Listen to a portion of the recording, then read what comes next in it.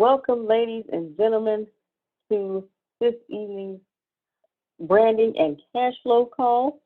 I am glad to have everyone here. As always, if you are in the position to, please turn on your cameras and show your shining, smiling faces so that we can feel each other's energy. And also, if at any time you have any questions or thoughts, if your camera is on, you can wave and we will acknowledge you that way. Excuse me. If your camera's not on, not to worry. You can do one or two things. You can click on participants, and from there, you see a small blue hand that says raise hand. You can click on that. And as always, you are more than welcome to type in your comments and questions in the chat. This evening, we will be talking about let's get it and keep it. We're going to be talking about how to get sales and how to make sure that you keep sales coming in. So we all know, we've been learning, in order to get sales, you have to have the right congregation, finding your congregation, knowing who your customers are, finding out who they are, and then getting your product or service out there so that people can know that you have a product or service, and then they will come to you and get what it is that you need. In order to get your customers also, we've also talked about making friends from your potential customers. You want to be that friend to your customers. You want to dig deep and learn more about them, learn what it is that they want, learn what it is that they need, so that you can let them know how your product will benefit them.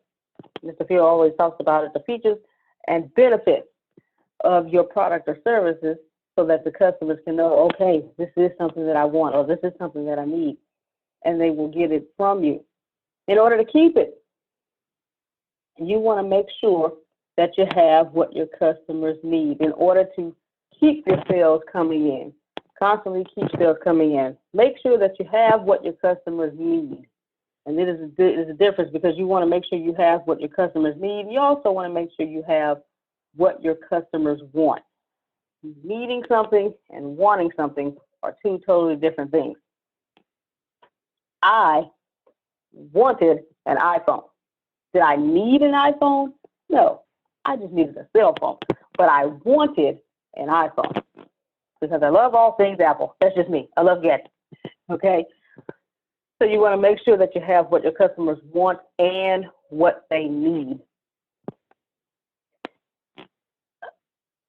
One of my vehicles that I had prior to the one I have now was a Dodge Nitro. I can't remember the year, but it was a Dodge Nitro. My dad and I went to the Dodge dealership because he took me there because I was going for a different kind of car. It was a Dodge, but it was a different kind of car. And we talked to the salesman. He came out, and I was talking to the salesman. He said, "Oh, okay. I think you would really look good over there in this vehicle over here." And he pointed to this red Dodge Nitro, which is an SUV, and it had shiny rims on it. And my dad said, when I saw your face, I knew we were not leaving the dealership until we got that truck. And so that was not the car that I was coming to get. I didn't need that Dodge Nitro, but when my dad saw my face, he saw that I wanted the Dodge Nitro. So the car salesman did his job. He made sure he had what I wanted, not what I needed. But he did both. He made sure he had what I wanted and what I needed. He knew I came because I needed a vehicle. But he also knew, okay, she needs a vehicle, but she may want that over there. So, and that's how we ended up getting the Dodge Nitro. I ended up getting a Dodge Nitro. So you want to make sure you have what your customers need as well as what they want. Before I go on, is there anyone who would like to comment, have any thoughts or questions about what we've been talking about thus far? All right. Okay. I'm going to keep it going, keep it moving. Also, questions you want to ask yourself, well, how do you know if you have products or services that people want or need? So I'm going to ask that question to you before I answer. How do you know that you have products or services that people want or need? Would anybody like to volunteer and answer that question? How do you know that you have something that people want or need? Go ahead, Mr. Shell. It solves a problem for them. Okay, yes. If your product or service solves people's problems, you definitely have something that people want and need. That is a great, oh my goodness, yes. Go ahead, Mr. Field. Well, also if it allows them to take advantage of an opportunity. That's the other end of the stick. One of the end of the stick is I've got something I can solve your problems. The other end of the stick is I have something that can help you take advantage of the opportunity. And in this environment, I think it's both. I think there's an opportunity out there because of the environment we're in right now that's never been out there before and hopefully will never be out there again. And there's plenty of problems out there that people are dealing with that we can help them with that. Y'all are on the money. Thank you so much, Mr. Field. So Michelle G says if your product or service solves the problem, and Mr. Field says if people can take advantage of the opportunity. Yes. He said the other end of the spectrum, that is, I love y'all so much. Y'all always say the right things. So you want to make sure that your product or service solves the problem and that people can take advantage of the opportunity of what it is that you have. Was there anyone else who wanted to comment or have a question about how you know if you have something people want or need? All right. Oh, go ahead, Mr. Field. Well, and I've shared this many times with the group, but it's always nice to repeat it. You start off by asking questions and listening. Are you an active listener? Are you somebody that understands what active listening is and how that's different than just passive listening? So you want to start off with current and past situation questions. Hey, what's going on now? And tell me about what's happened in the past. Then opportunity or problem questions. That way you determine whether they have an opportunity you're going to help them leverage or they have a problem you're going to help them solve. Then you want to know what is the opportunity or the problems impacting. Does it impact employee retention? Does it impact delivery? Does it impact dealing with stress? Does it impact dealing with change? Does it impact whatever that impacts? And then there's solution seeking questions. The great salesman can ask you a question that by you answering it, you're going to tell that salesman what that salesman can do for you, which is much more powerful than the salesman telling you what you can do for you. So that's a skill. If you can develop that skill, that way you can find out what the customer needs and then have them tell you with their own words and through their own mouth on how you can help them. Thank you again for that, Mr. Field. Yes, sir. It all goes back to learning more about your customer, digging deep and asking those questions that Mr. Field was talking about. The current and past questions was part of the things that he was talking about. You want to make sure you get to know your customers so that you can really let them know what it is and how you can best serve them with your product or service. Thank you so much for that, Mr. Field. All right. Did anyone else have anything they wanted to share before we moved on? All right. Keeping it going. Now, another question you should ask yourself, if I don't have something people want or need, how do I make my product something that people want or need? And Mr. Field, he hit on it just now, a few moments ago, and we've been talking about it more and more. Go ahead, Ms. Michelle. I was just gonna say, like he was saying, by listening to your asking questions, listening to them, polling your customers and paying attention to what they're telling you. Even when you're not polling, you're still paying attention to what things that they're saying. Even without asking questions, listen to what they're saying and what they're needing, and that's how you'll find out. Y'all are on it today. Y'all are always on it. That's why I love talking to y'all. Yes, thank you, Ms. Michelle. Going back, talking to your people, and she said one thing that I wrote down that I wanted to make sure I mentioned, and she said it. Poll your audience. Make sure you poll your audience and look what it is that your customers are saying. I believe everyone on here, if not all of us, were on the daily meeting this morning with Antonio. And he was telling all of us, he was talking to Reggie and myself, but he was talking to everyone in the group that was on the call. Hey, go on your timeline and see what people are talking about. See what they're wanting. See what they're talking about to see what they want.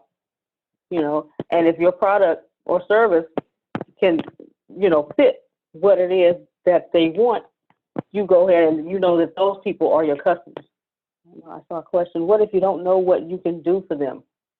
Okay, I'm going to answer this question, and I'm going to see if anyone else would like to answer this question as well. Lady Maya says, what if you don't know what you can do for them? Think about what it is that you love to do for people, Maya, and then go poll your audience. So, Maya, are you able to talk? Yes. Okay. Now, Michelle G said, ask people and tailor your business to do that. What is it that you love to do, Lady Maya?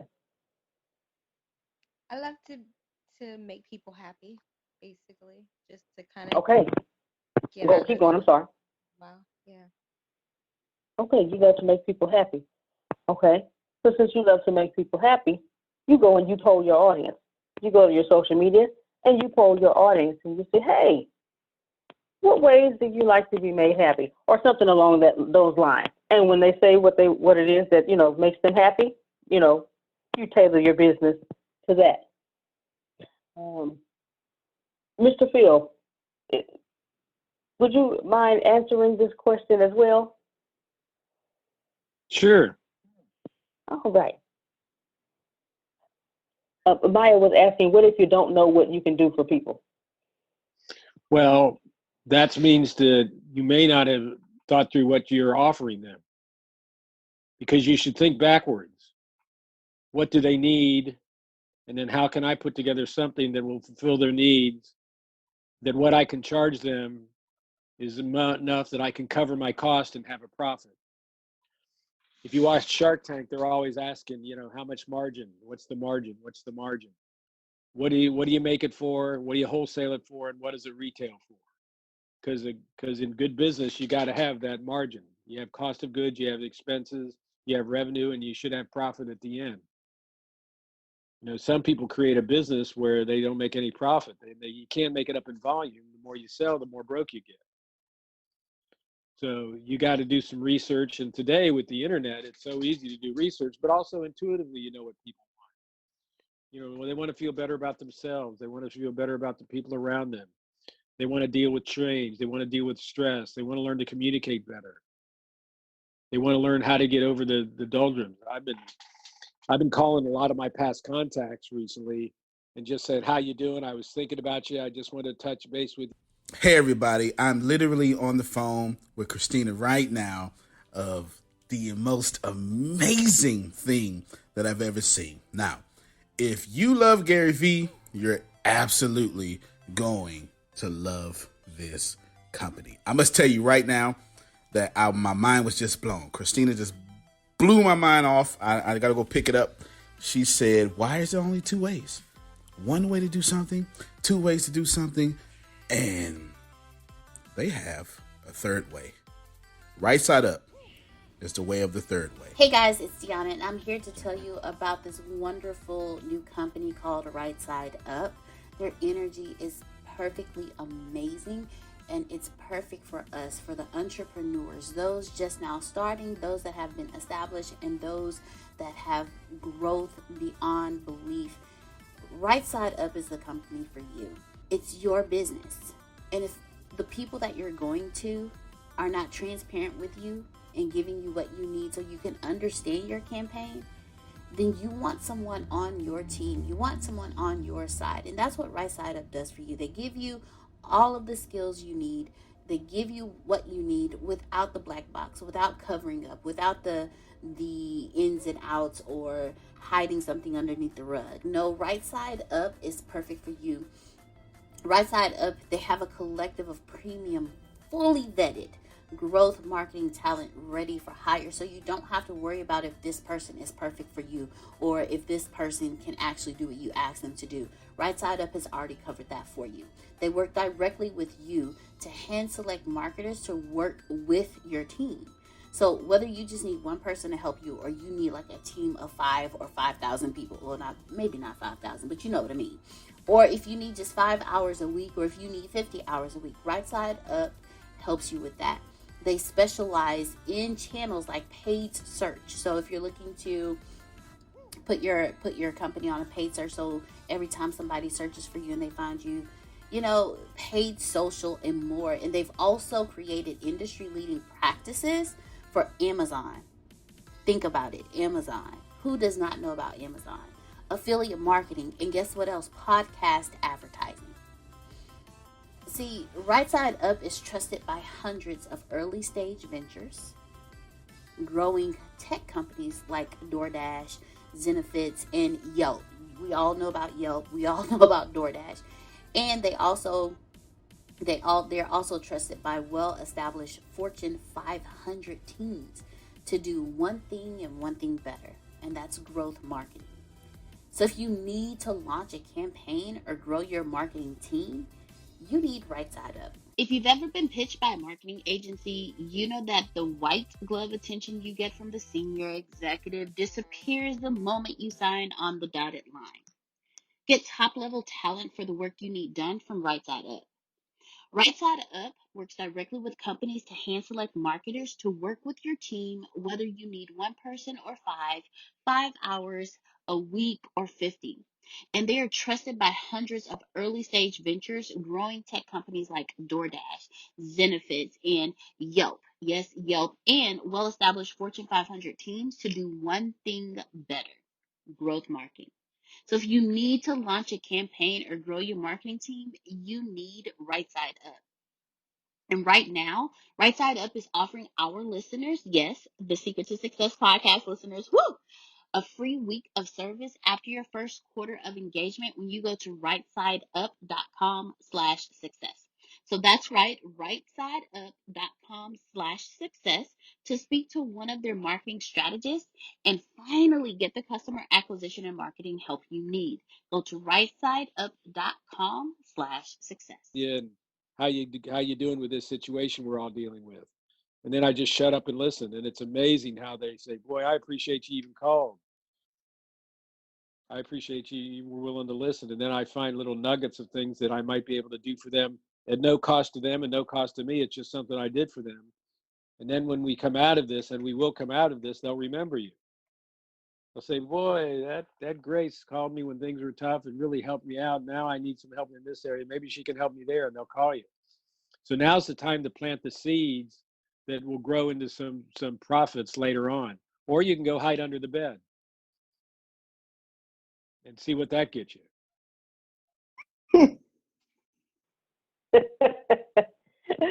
All right. Thank you so much, Mr. Phil. Lady Maya, did that answer your question? Yes, no hiding under the bed, sir. Don't do That's that. it. That's it. But the thing that Mr. Phil is doing with the people that he knows, I can see you doing that. I can see you calling people, and let them know, hey, just want to check on you, see how you're doing. If there's anything I can do for you. You say you love making people happy. Most times, like Mr. Phil said, most times people just want a listening ear, and just to know that someone is there that really cares. And I'm telling you, you call somebody out of the blue and like, man, Maya called me, and I wasn't expecting that you will make their day. All right. And Anyone else then have any questions? I'll even start the conversation is you popped into my head, and so I'm just acting on some prompting I've got, and people appreciate that. And it's true now. They may have popped into my head because my contacts on my phone. Right. That's what made them pop into my head, but I don't tell them that. Right. Good deal. Yes. I mean, we've got tools now. Back when I was doing this in the old days, we had to get phone books. We had to buy leads. We had to have these big directories with phone numbers in them and everything else. And now we carry around our directory with us, and you want to know who to call, just open up your phone and go through your contact list. Now it's nice if you've got a lot of people in your contact list, and if you don't have a lot of people in your contact list, what do you have to do? Start putting people in your contact list. Make it a goal that I'm going to start adding people to my contact list now, today, as you run across people. I think I've got 1,500 or 1,600 people in mind. Wow. All right, sir. Okay. Maya says, yes, sir, will do. All right. Thanks so much for that, Mr. Phil. Okay. Did anyone else? Maurice, did you have Yeah, anything, a question or comment? Go ahead. I did. I wanted to mention too. That was a takeaway from this morning's meeting was and it's been stuck with me all day. Um, Two things I want to mention, and to Phil's point about past clients that if people are doing that. We got an email today from a hotel that we did a class at. It happened to be in Cleveland, Ohio. So the hotels, hotels we bought out, or it just happened to be it's been bought out, and it was the I forget the name of who they were, but they were bought out by another one. I believe they were bought out by Hyatt. But the email went just like what you said. Hey, we're just thinking about you. We know you did a class here back in 2008, and we spent $6 million in renovations. And if you're interested, give us a call. And these times, I'm sure we can work out something. Some good prices on if you're interested in doing another class here. The hotel, the hospitality industry is really taking a big hit with everything that's going on now. And then the other takeaway that I wanted to mention was that when the question was asked about distinguishing your personal page from your business page and making sure that you can distinguish the difference and knowing that people that's on your personal page are there for personal reasons and that people on your business page are there for business reasons, and not to mix up the two, because and this is just for on a personal note for me, that was like I was hitting bumping my head with that for a long time, thinking that the person said, why I can't get people to buy from me, or why couldn't I get them to support? But that was it. They're on your personal page for personal reasons, and then they're not gonna. So that was just a good takeaway to kind of add to that, and to know first identifying who the audience is. So now that I know that I'm dealing with a person on my personal page and using that personal page, to help to tailor the conversation and content for the business page. So that was very powerful and a good takeaway. Kind of to make sure that you understand your audience. You're being present right there with who you're talking to. That's what that was what worked for me with that one. It was real powerful and a aha moment, a light bulb moment, so to speak. Yep.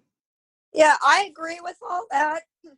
We have, because we've been doing this for so long, a lot of our clients are also our friends, and we don't talk business on our personal page. We stay in touch on a personal level and may message each other or like each other's things, because we like each other and respect each other and respect each other's business and family and keep up with all that. And we don't talk business there, but a lot of them are also like our business page as well, and we put the business things there, and they know that we're there and they can keep up with it there. But sometimes there is that cross, but just know to keep up with them and their family, and do positive posts that kind of reflect you as a person, that they know your character, because your character has a lot to do with whether they're going to hire you or not. Right. Thank you so much for that, Maurice and Miss Susan. You And all then, made great points. Go ahead, sir. yeah, a friend of mine, Jeffrey Gittimer, he's a sales trainer. He gets like $25,000 for an hour to $30,000 for an hour. My three favorite Gittimer lines are: number one, most salespeople aren't willing to do the work to make selling easy. I think that's a great line. Most salespeople aren't willing to do the work to make Number 2, it's not our customer's job to remember us. And number 3, and he's trademarked this, nobody likes to be sold, but everyone loves to buy. So he actually trademarked that. Okay. Yes, Jeffrey Gitomer is really good, really one of the greatest. So I have one of his books. It's called The Little Red Book of Selling. So yes, good, yes.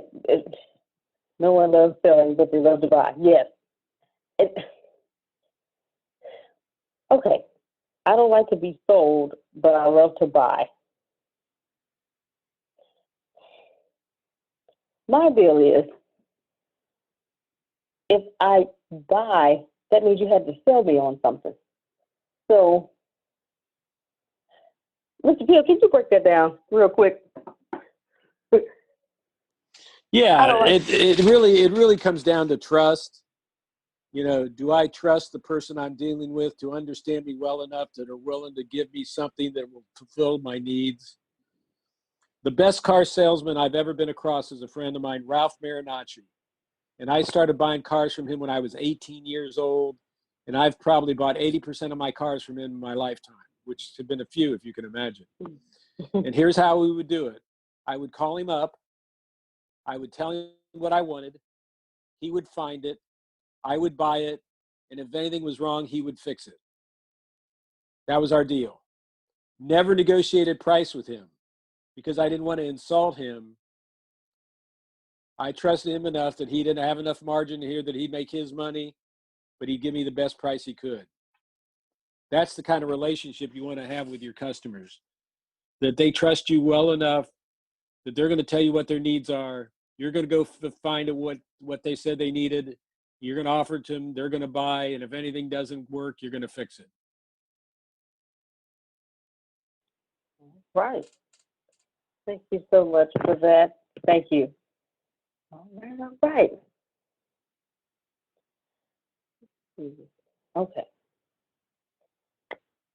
So to recap, in order to get your customers and to get sales, you want to make sure that you have what it is. You have a product or service that customers want and need, and you dig deep, talk to your customers, find out what it is that they're looking for, what they want, what they need, tailor your business, your product or service to that, and let them know how they can greatly benefit from what it is that you have.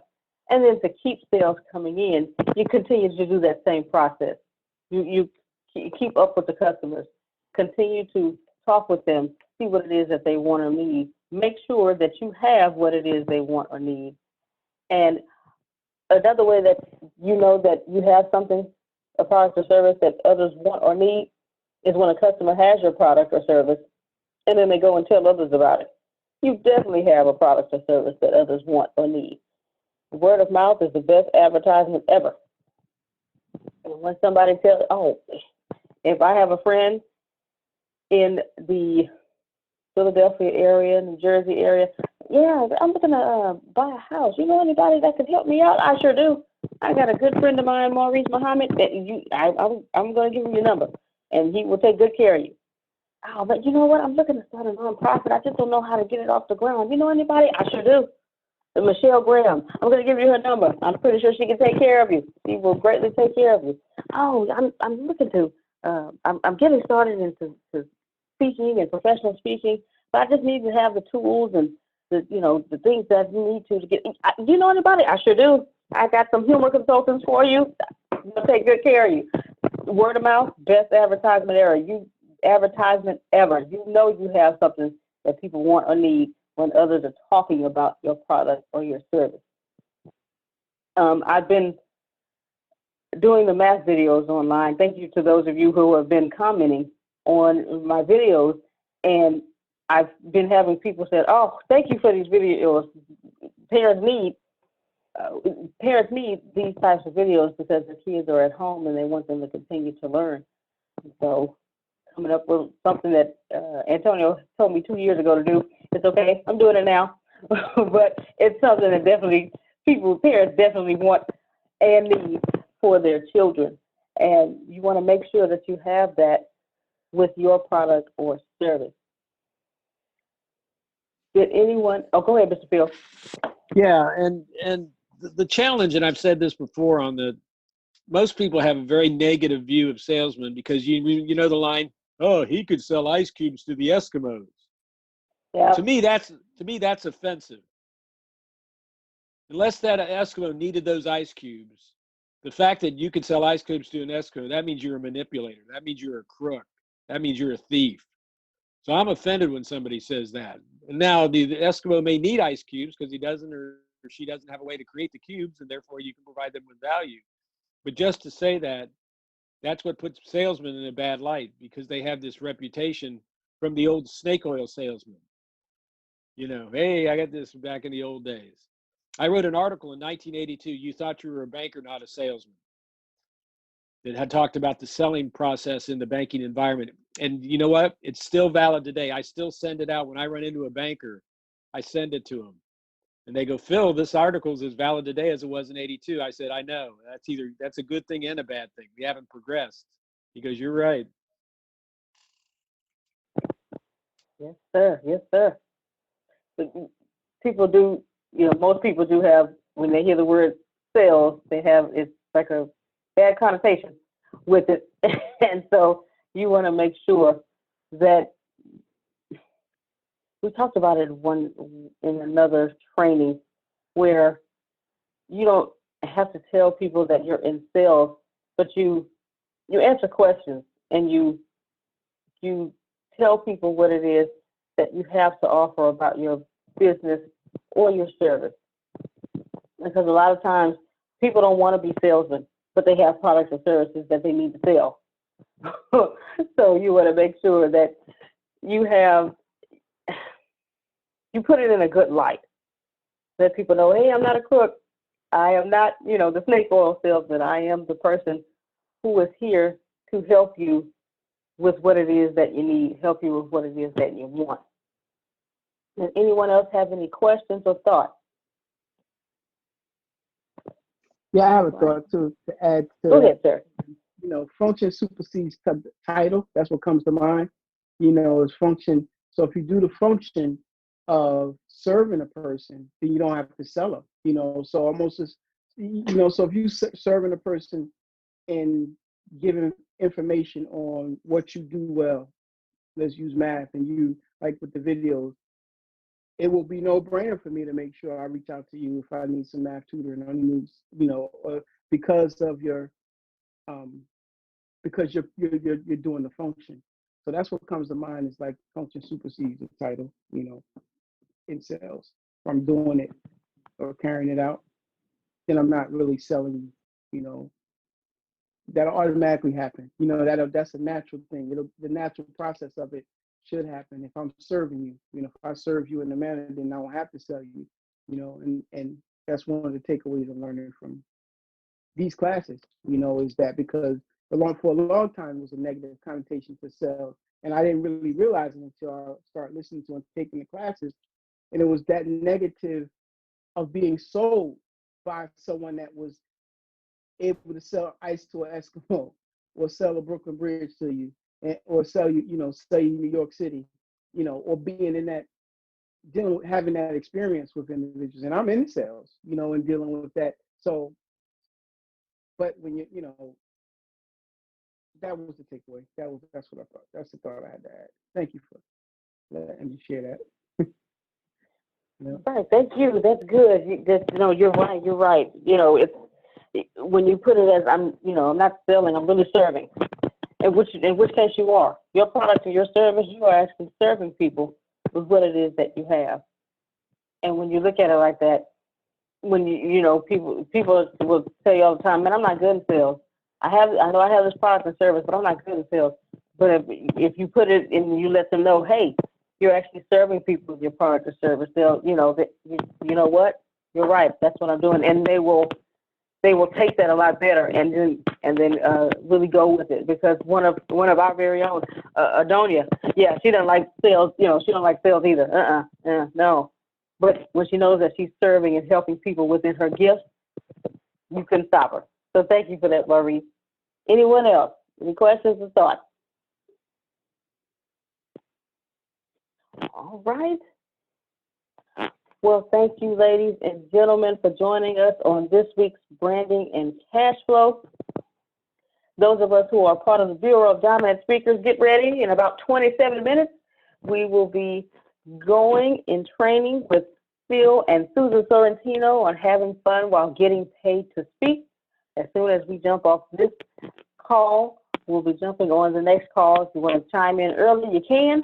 We will be getting started at 8 o'clock p.m. Central Standard Time, 9 o'clock p.m. Eastern Standard Time. So thank you again for joining us. Everyone have a good night, and we will see you on another call. Take care, everyone. I'm not sure if you already know this, but you're already absolutely perfect. You're already absolutely great, and you're already living in massive abundance. The most important things that you have is not what you have, it's not what you do, it's what you know. Because the people who do know what you need to know to lead the middle class, they're in the top 1%, and they control 96% of the world's income. 97% of this world is trading time for money, and that is not the way to become rich, it's not the way to become wealthy, and it is absolutely not the way to leave the middle class. There are 7.8 billion people in the world right now, and they all want to learn how to make money and how to leave the middle class. But the way to become a master at anything is to learn all the rules and then bend them to your favor. Right now in this world, there are 2,057 billionaires. Right now. So if you think becoming a billionaire is impossible, that's 2,057 people that have already proved that impossibility incorrect. And if you think that's crazy, there are 46.8 million millionaires in the world, worldwide right now. Now think about that. 46.8 million millionaires, and that number grows 1,730 millionaires every single day. Money is everywhere. You don't need to max out your credit cards. You don't need to borrow from granddad and grandma. Just look behind me. Look at all the wealth sitting behind me in this junkyard. It's insane how much money is everywhere, and you don't need to go out there and beg, borrow, and steal to get it. You just need to know the rules of making money and how to leave the middle class. Essentially, all you need to know is the algorithm of making money, the rules of making money. All you need to know is what to do and how to do it, and you can leave the middle class. Any industry, yoga, golf, underwater basket weaving, clipping fingernails, it doesn't matter. All you have to do is know how to do it, how to get it done, and then find somebody to teach you how to do it, how to get it done, and you will be able to leave the middle class. If you're not getting my point, it's real simple. Whatever you have up here, as long as you understand the rules of leaving the middle class, as long as you understand how to get money, you can take what's up here and get wealthy from what you already have. Right now, the very thing you know up here is already being searched 1,000 times a second on Google. Someone right now, actually 1,730 people right now are going to become a millionaire from the stuff that you have in your head. Why can't this be you? I mean, it's 1,730 people with your ideas that are no better than you, that are going to leave the middle class, become a millionaire. Why are you not next? So how do we do this? How do we take what you know and apply it to objective money-making secrets and then allow you to leave the middle class? How do we take you from where you are and let you escape to where you want to go? So how do we make all this money, or take all this knowledge from the Warren Buffetts, from Elon Musk? How do we take everything that everyone before you has done, and how do we take all of that and then put it in your head so you can leave a legacy for your family? My name is Antonio T. Smith Jr. 32 years ago, I lived in a trash can. That's right, from 6 to 14, I had no running water, no electricity, no anything, and somehow I'm in the top 1% today. Not because I had the right background, not because I had a silver spoon in my mouth, simply because being homeless made me learn how to make money. I retired when I was 29 years old. I'm more than likely younger than you. I'm one of the top 1% income earners in one of the richest countries in the world. What I learned how to do when I was 6 years old was learn how to generate enough money to eat some cookies so I wouldn't die to death from starvation. From there, I learned how to go from cookies to a meal, from a meal to clothes, to clothes, to shelter, to everything else that supplied my necessary needs. When I was 6, I was forced to learn how to make money, and now that's what I'm going to do and help you do. I've seen amazing results. I have my own economy, I've homeschooled my own children, and I wrote a book that teaches you every single thing that I know about making money, every single thing that other people know about making money, and most importantly, all the stuff that we don't tell you. Because the truth is, and you know it like I know it, the most honest, the most hardworking, unselfish people on planet Earth live in the middle class. Yet, your honesty, your unselfishness, your devout religion-going self is not enough to get to the top 1%, and that's not fair. The second half of my life has been not about how much money I make, but how I will be remembered from all the money that I have made. And I've been trying to teach everybody how to get out the middle class. I'm the crazy guy famous on the internet for trying to create 100,000 millionaires. I've created 8 so far. I got a 9th one on the way, all the way from India. That's pretty cool. And what I want to tell you is something very simple. It's been hard. It's been absolutely hard to help people leave the middle class, not because of the people, because the system would rather keep you being someone else's money instead of you having your own economy and having the money come find and flow to you. It was frustrating because I knew that anybody can make money. And if you knew what I knew, you would change your life. Over the last few years, I've built a large following of over 500,000 people every month that pay me for me to give them advice. Well, that's been exciting for me. And the cool thing is I've created thousands of six-figure earners. I've created millionaires. I've created people who can live their dreams and hold on to their legacies. And now my eyes are on you to create you to what you need to be great. I have been teaching my principles and these principles to hundreds of thousands of people around the world, every country, all continents, and anyone who has taken them seriously, written them down, and applied them have a 100% success rate of leaving the middle class. I've taught these secrets to my following, my inner network, and I've watched them go from 4 figures to 5 figures, 5 figures to 6 figures, 7 figures, all the way to 8. Everything that I've ever learned from millionaire mentors, billionaire mentors, and everything I learned from being homeless, and everything that got me into the top 1%, I have placed inside of a book. To date, it is the longest book that I've ever written, the most best book that I've ever written, and that book is called The Richest Man in the Trash Can, and I'm offering it to you today for free. This book is going to show you how to become wealthy into the top 1% and leave the middle class. This book is going to give you a step-by-step plan if you're 30 years old, all the way to 70 years old, how to get into the top 1%. If you're a teenager, how to get to the top 1%. If you're a millennial, how to get to the top 1%. It's going to teach you how to make 6 figures immediately, teach you how to get to $1 million immediately, and all that good stuff. Plus, I'm going to give you the 36 objective laws of leaving the middle class. Plus, I'm going to give you every last one of my secrets that have made me rich. You have to understand that leaving the middle class is the most important fight that you're going to have in your life. And to be honest with you, and you can kind of relate to this, it almost takes $450,000 a year just to be broke in America. And that's just in America. If you don't leave the middle class, which is actually an illusion, then you are going to have a really hard time. Think about it for a second. Most of you going to be watching this are going to be baby boomers, and you've been sold a bad check. They lied to you. Your retirement was not enough for you to live comfortable, and I'm going to give you this book for free so you can figure out how to triple your retirement and then quadruple your retirement, and then as Grant Cardone would say, 10x your retirement so you can live the life that's worthy of you. I want you to remember that leaving the middle class is the most important battle that you could ever face in your entire life, especially for your family. So consider this video, this book, your friendly tap on the shoulder. I want to send you a free copy of this book because I believe that abundance is your birthright. I believe that abundance is freedom, and I believe that this book is right for you. In fact, I believe in that so much that I will send you the book for free.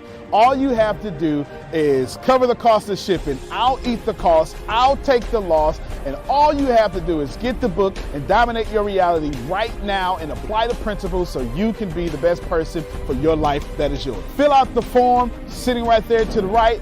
Go ahead, dominate your reality. I can't wait to send you my book.